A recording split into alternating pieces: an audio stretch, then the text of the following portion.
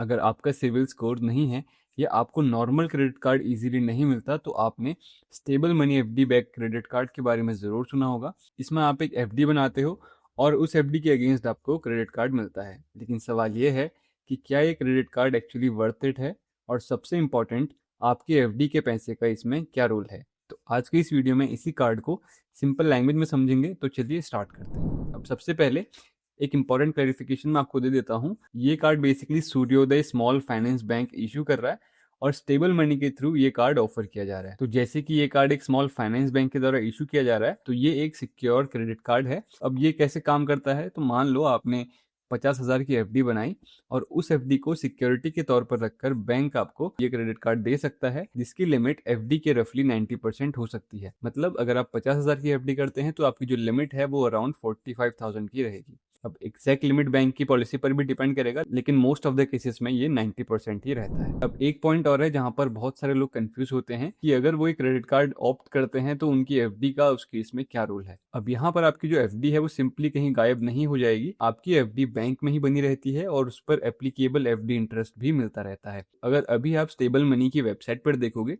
तो यहाँ पर ये लोग 8.25 तक का जो रिटर्न है वो एडवर्टाइज कर रहे हैं। ऑल्दो जो एक्चुअल एफडी रेट है वो टेन्योर और एप्लीकेबल टर्म्स पर भी डिपेंड करेगा। अब इस कार्ड में जो मेन बेनिफिट्स हैं उनकी बात करते हैं। तो सबसे पहला बेनिफिट है यहाँ पर इजी एक्सेसिबिलिटी।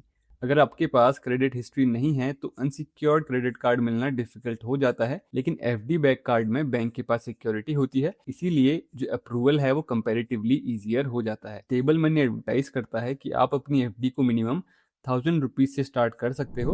अब दूसरा बेनिफिट यहाँ पर जो देखने को मिलता है वो है 0.5% कैशबैक का। मतलब अगर आप 10,000 रुपये स्पेंड करते हो तो रफली यहाँ पर आपको 50 रुपये कैशबैक देखने को मिलता है। अब ऑनेस्टली बोलूँ तो 0.5% कैशबैक कोई एक्स्ट्रा ऑर्डिनरी रिवॉर्ड नहीं है। अगर आप already premium cashback card use करते हो तो आपको इससे बेटर रिवॉर्ड के ऑप्शंस मिल जाएंगे।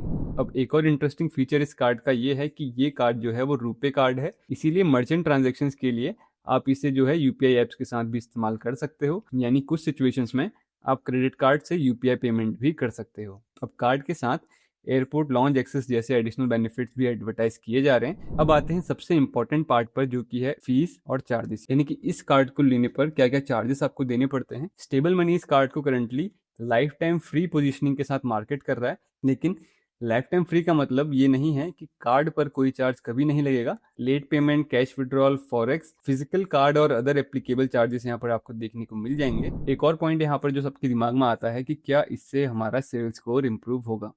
तो पोटेंशियली अगर बात करें तो यस, अगर आप कार्ड को रिस्पॉन्सिबली यूज़ करते हैं, बिल्स टाइम पर पे करते हो और क्रेडिट यूटिलाइजेशन को रीजनेबल रखते हो तो ये आपकी क्रेडिट हिस्ट्री बिल्ड करने में हेल्प कर सकता है। लेकिन कोई भी कार्ड आपको गारंटी नहीं देता कि आपका सिविल स्कोर 700, 750 या 800 हो जाएगा। अब बात करते हैं इस कार्ड की सबसे बड़ी वीकनेस की। तो सबसे बड़ी वीकनेस तो ये है कि यहाँ पर आपका जो एफडी का पैसा है वो लॉक हो जाता है। मान लो आपके पास 1 लाख सेविंग्स हैं, आप 1 लाख की एफडी बना देते हो और उसके अगेंस्ट अप्रॉक्सीमेटली 90,000 की क्रेडिट लिमिट आपको मिल जाती है।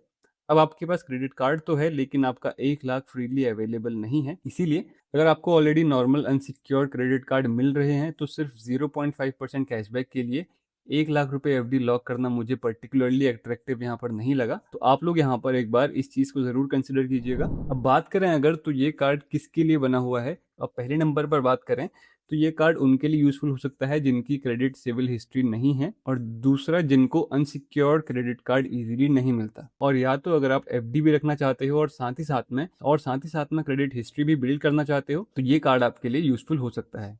लेकिन अगर आपके पास ऑलरेडी अच्छा सिविल स्कोर है और आपके पास 2-3 अच्छे अनसिक्योर्ड क्रेडिट कार्ड हैं तो मुझे नहीं लगता कि ये कार्ड आपके लिए पर्टिकुलरली नेसेसरी रहने वाला है। तो दोस्तों, अगर आपको ये रिव्यू हेल्पफुल लगा हो तो वीडियो को लाइक ज़रूर कीजिएगा, चैनल को सब्सक्राइब कीजिएगा। मैं मिलता हूँ आपसे अगली वीडियो में, तब तक के लिए गुड बाय।